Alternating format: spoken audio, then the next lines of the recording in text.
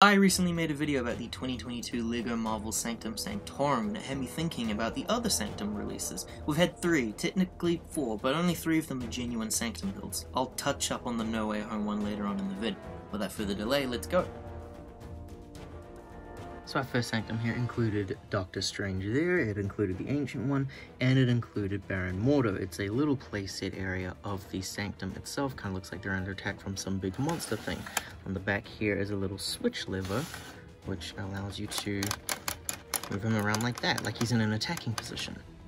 The back of the playset area features these exposed translucent poles, and they allow you to kind of get something that's going a little bit like that. So it can kind of look as though they're doing like a little bit of a jump while this dude is attacking. Some minor sticker details including little letters that say to Doctor Strange. Here's one that says it's from Stark Industries and the Wi-Fi password, and we have some ancient books down there as well as a couple of maps. For a first Doctor Strange figure, he's not that bad for 2016. He has some really cool prints that wouldn't continue over onto the other ones later on, so it's nice that we get these while we can. It was also the first time that we would get this cape and collar piece that I think we end up getting once more, but never again. Some really neat prints there on the back as well. He also comes with something that I really appreciate. His accessories have little insignias on them, and I don't think that we've had these with Doctor Strange ever since, which is pretty crazy to me. He also uses that, is it the Widow's Peak here, but it's got the really cool white waves on the back there as well. And a double-sided face of a pissed expression is the gold standard with these MCU heroes. And here we have the Ancient One, the coveted Tilda Swinton minifigure, who has not appeared in anything since. It's certainly a likeness. The mishmash of colouring of the gold and purple match really well, and I really like the reuse of the fan piece, which again, uses some really cool insignias. Look at that. They're very specific pieces, very unique to this. She does not have a double-sided head, obviously. She's got some weird bald markings though, and if you ever wanted an Ancient One figure, this is the only time that you've been able to get her. And this was Baron Mordo, the first of 2 Mordo figures that we would ever get. I think that the captured likeness of Chiwetel is really good. I like his green robes there as well. He has a very basic stick print, and that's one of my favorite hair pieces introduced from Finn in the Force Awakens line. If Doctor Strange gets a double-sided head, why wouldn't Mordo? This thing though was peak Marvel, so let's move the big Sanctum out of the way just a little bit so we can get a better look at this crazy little thing. You had the Sanctum Sanctorum here, and you had Peter's apartment on the right hand side. You can spin these things both around to show that it was like a little corner build with a lot of details inside as well. We'll take a quick look at Peter's apartment since this isn't really what we're here for, but we can see a bed with a little pane of window because I think this thing comes popping out maybe. There's some sticker details right there as well. It looks like there's a Captain America Stay in School sign, maybe like a little to-do list. Some cobwebs on the window as well, just in case you forgot whose room this actually is. We have like a little map over there as well as a little workstation. There's some science lab equipment and a little drawing of Peter's suits. There's also a box of Peter's stuff. And then down here is the little pizza shop. You can see that there's like a little pizza oven down there. There's the pizza itself, cash register, pretty cool stuff. The Sanctum though finally introduced more of an inside. We have the big giant pane window and we have a door. Here is like a little bookshelf area, just some more little letters and stuff down there, and a nice little bookshelf with skulls. Doctor Strange loves his skulls. Here we had like a little chest. There's a knife in there, a couple of knives in fact actually, as well as some little stickers of some portal things, a photo of the Ancient One, and there's that Wi-Fi router. It's just a running joke of Doctor Strange, huh? You had a bookshelf here, somehow you pulled this. Actually, I think this is what causes the window to go out, causes the wall to go out there, and then there is one of the Infinity Stones. Does everyone remember that little collectible? Here we have like this lamp thing that I think was also featured in the other one, maybe that's a running gag as well as a green chair, and the door that opens, and that is the stickered print of that door. The front of the Sanctum really captured the design quite well, though we would end up obviously getting something so much better and more detailed there, and everyone's favorite little reference here is the Daredevil one. The similarities in minifigure selection is quite stark. This is the brand new Doctor Strange figure. He is very similar to the one that released from the 2016 variant. I also have a video comparing all of these, just so you know. But what makes him super different is his hair. His hair is that amazing hairpiece that's one of my favorites. It is no longer that Widow's Peak one, and this would be replaced with the latest Doctor Strange's as well. This is the only time that he has ever appeared with this hair. He also removes those really cool insignia pieces and instead opts out for just the regular blast pieces so that they can reuse those Iron Man parts.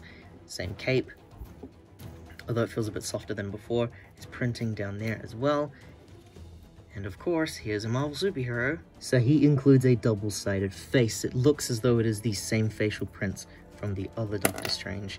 Gotta reuse those prints somehow, gotta make you money. And this was the release of the new Iron Man. He also uses those blue power pieces, and he had one that would attach to his feet so that you could attach these parts into the holes of the Sanctum and have him flying. I really quite like this figure, and I'm looking at the new one. It kind of looks like it reuses the legs and chest, maybe? We'll be comparing that a little bit later. He uses the older styled helmet. He has that Tony face, and then if you were to take off the helmet, you could see that on the back, he reuses that smiley face as well. Tony really only has a couple of expressions throughout these LEGO sets. They just kind of tend to reuse the heads a lot. And this was a figure that I was most excited about until I actually got him, that is. This is the Iron Spider from the MCU variant. I think the face is the same Spider-Man head that they had used for all the other Tom Holland Spider-Man. And I quite like his torso and leg printing as well. He has his golden arms, arm printing, but the printing stops for the sides, and he just looks very bare here. It just looks not good. It looks quite terrible, actually. He has some prints underneath that as well, but I can't be bothered taking that off. Sorry. Ebony Maw is a gross looking minifigure. His glow in the dark head does not translate very well. These heads never really do, but I do admire the hell out of LEGO for doing it. Here's some basic prints as well, but you have to buy this set as well as the other so you can get all of the Children of Thanos. Thankfully, this set does feature two of them in Cull Obsidian. He was a big fig. He's got some pretty minimalist printing on his chest there, kind of similar to that Thanos one as well. He does have that shoulder pad, which I think is new for these big figs, but maybe the Ninjago ones used it as well. He has like little tendrils or some fangs hanging down his head there. The sculpting of the head is actually really cool, even if he has quite a minimalist facial print as well, like just the one solid color for the eyes. Still though, exclusive to this set. Our final Sanctum here is a pretty unfair comparison, really. It's the D2C one that doubles the price of the previous ones. A full dollhouse-like build that I greatly admire. I wish this was more comics-based though. It's about time we had some more Marvel Comics representation. The floor plan of this beast is split into classic modular style building technique. We have a ground floor, part of a second floor, call this floor maybe 1.5, and then the top layer is a private trophy room.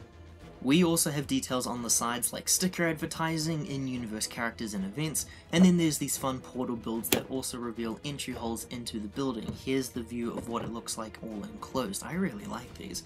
Starting from the first floor and going up, there is a little hidden area with some stickers. Firstly, there's a pizza box. Next to that is an X-ray of Doctor Strange's broken hands.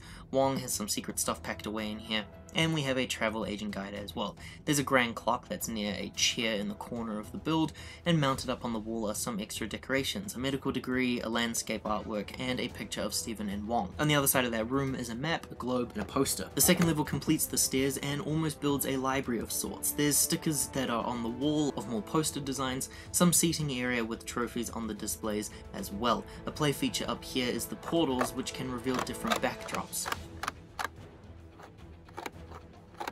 The top floor is a trophy room as well. It's somewhat bare-boned, but the displays offer something to look at. You have a mix of some weapons up here, some armor displays, ancient old displays, as well as some posters. The set included the most amount of figures out of the three. We have Doctor Strange, obviously, but he's from the Multiverse of Madness, so his torso details are different from those previous Stephen Strange figures. Wong is here, and essentially a remake of the previous Wongs from the Infinity War line. This is the first time that he's included in a Sanctum. Ebony Maw, Iron Man, Spider-Man are here too, representing Infinity War, and Mordo from the Multiverse of Madness is here too, but we'll go over all of them in more detail when comparing them to their previous counterparts next. Sinister Strange is here as the head antagonist. He's aight. Something about the hair throws it off for me though.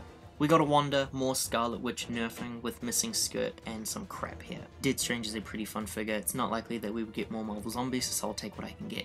A quick overview comparison of the three Doctor Stranges together. There's quite a stark difference between this guy and these two. These two not so much noticeable, but this guy here, you can even see like the colors are all different, his cape is different, his facial expression and his hair is all quite different. So the variation of the Doctors is quite cool. The differences in Mordo are quite big as well. His hair is obviously different. That is such an amazing hairpiece for this here Mordo. His skin tone is also slightly different and different colorings of his greens as well. I had my theories that the Iron Mans were the exact same, and ooh, I think I'm right, but this one looks like he's just a bit brighter. It looks like this is printed on a much darker toned red versus the newest one. The helmets are obviously incredibly different from one another, but there's something about those torsos. It looks like the differences are so minuscule that they probably are just the same ones. Spider-Man is super different because he's practically a whole different character here. It's a different suit entirely, neither of which actually realistically appear with the Sanctum. There's a couple of interesting ones that they could have added, but we'll get into that in a sec. A pretty fantastic job of improving color Obsidian, honestly. The differences in his facial expressions, the coloring as well. This one here does have leg printing and this one does not, so that could have been nicer if we had actually maybe translated that over more. The details of his chest are even different as well. It's crazy, and the accessories as well. This one is so much more accurate towards what he actually does in the movie. No Way Home received one genuine set in total, and it was this basement in the Sanctum Sanctorum. Where to begin? There's nothing really to compare with the others here, since every detail is different enough that it doesn't even resemble anything close to the Sanctum Sanctorum. The figures we have here are Doki Doc and Wongers, along with Spider-Man and MJ, but we are missing Ned. Wong never even enters this area, and is only in the movie for a single scene, so he should have been swapped out for Ned in all honesty. I don't like the set very much. I don't blame the designers or LEGO on this at all though. This is just a byproduct of what happens when you shroud your movie around spoilers and you still desire merchandising to be made in order to promote your film. No Way Home probably has the worst merchandising of any MCU movie that I've seen. This was the Sanctum Sanctorum comparisons video. Which one is your favorite? Liking and subscribing helps to support the channel, and I expect to see you in the next LEGO Marvel video.